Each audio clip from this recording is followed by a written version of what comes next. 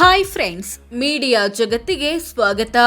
Friends, Ayodhya Rama ಮಂದಿರ ಕೋಟ್ಯಾಂತರ ಭಾರತೀಯರ ಆಸೆ ಸಹಕಾರ ದೇಣಿಗೆಯೊಂದಿಗೆ ತಲೆ ಎತ್ತಿರುವ ಭವ್ಯ ದೇಗುಲ. ಇಂಥ ರಾಮ ಮಂದಿರದ ಪ್ರಾಣ ಪ್ರತಿಷ್ಠಾಪನೆ ಹಿನ್ನೆಲೆ ಪ್ರಧಾನಿ ಮೋದಿ ಕಠಿಣ ವ್ರತ ಕೈಗೊಂಡಿರೋ ವಿಚಾರ ನಿಮ್ಮಲ್ಲಿ ಕೆಲವರಿಗೆ ಗೊತ್ತಿರಬಹುದು. ಹಾಗಿದ್ರೆ ಏನಿದು ವ್ರತ?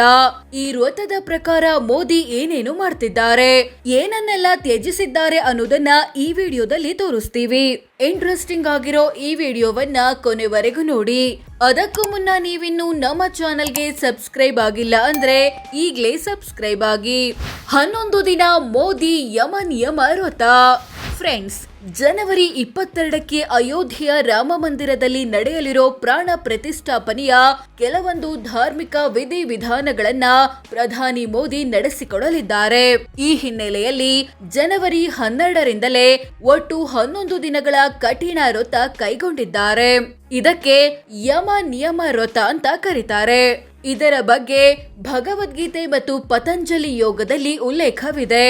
ಈ ವ್ರತದಲ್ಲಿ ಕಠಿಣ ತಪಸ್ಸು, ಸಾತ್ವಿಕ ಆಹಾರ ಕ್ರಮ, ಧ್ಯಾನದ ಮೂಲಕ ಮನಸ್ಸು ಮತ್ತು ದೇಹವನ್ನ ಶುದ್ಧೀಕರಿಸೋದೆಲ್ಲ ಸೇರಿವೆ. ನೆಲದ ಮೇಲೆ ಮಲಗುತ್ತಿದ್ದಾರೆ ಪ್ರಧಾನಿ.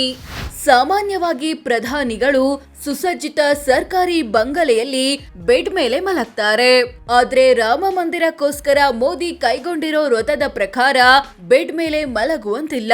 ಹೀಗಾಗಿ ನೆಲದ ಮೇಲೆ ಕೇವಲ ಒಂದು ಹೊದಿಕೆಯೊಂದಿಗೆ ನಿದ್ದೆಗೆ ಜಾರುತ್ತಿದ್ದಾರೆ.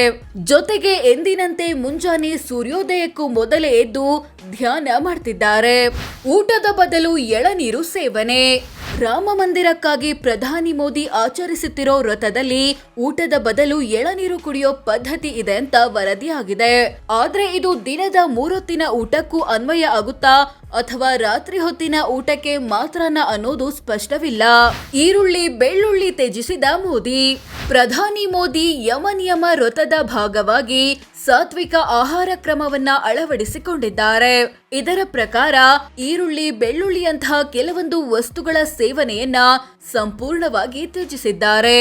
ಸೊ ಫ್ರೆಂಡ್ಸ್, ಇದಿಷ್ಟು ಅಯೋಧ್ಯ ರಾಮ ಮಂದಿರದ ಪ್ರಾಣ ಪ್ರತಿಷ್ಠಾಪನೆ ಹಿನ್ನೆಲೆ ಪ್ರಧಾನಿ ಮೋದಿ ಕೈಗೊಂಡಿರೋ ವ್ರತ ಹೇಗಿದೆ, ಯಮ ನಿಯಮ ಹೆಸರಿನ ಈ ವ್ರತದಲ್ಲಿ ಏನೇನು ಮಾಡ್ತಿದ್ದಾರೆ, ಏನೇನೆಲ್ಲ ತ್ಯಜಿಸಿದ್ದಾರೆ ಅನ್ನೋದನ್ನ ತಿಳಿಸಿಕೊಡೋ ಪ್ರಯತ್ನ.